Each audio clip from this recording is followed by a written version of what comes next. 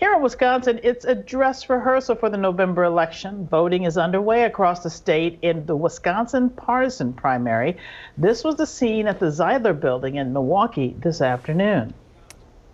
Now, the election is just a few hours away from wrapping up all over the state. Ben Jordan live at Riverside High School in Milwaukee with what everybody needs to know with about 3 hours left.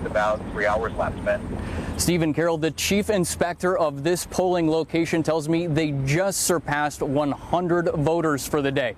To put that number into perspective, they had nearly 4,000 voters during the spring election. Voters tell me the benefit is a much quicker process. This was the scene inside several Milwaukee polling locations today. Nearly empty gyms filled with polling booths, but very few people using them. Sherry Davis says it's a stark contrast from the long line she experienced when she last voted back in April. We were out here for hours, wandering down the street and through this parking lot just to get in to vote. And today, how long did it take you? Less than 5 minutes. Poll workers and members of the Wisconsin National Guard are wearing PPE. Even though the statewide mask mandate is in effect, it doesn't apply to voters. Masks are recommended and even provided to those who need them.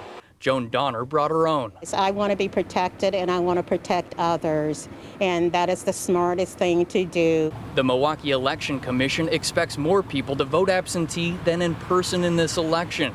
Marshall Lee dropped his off at this location on Kinnickinnick this afternoon. Because we were coming up right against that deadline, I felt it was best to just kind of walk it down here and make sure it got where it needed to go and not have to trust the post office. Some who participated in person tell me it was one of their quickest voting experiences to date. Tim Hoffman doesn't believe that will be the case come November. If I can vote absentee and know that it's going to make it there okay, yeah, I think I'll try and go that route. Yeah. The polls close tonight at 8. The same deadline goes for those who still need to drop off their absentee ballots. Reporting live at Riverside High School, Ben Jordan, TMJ4 News.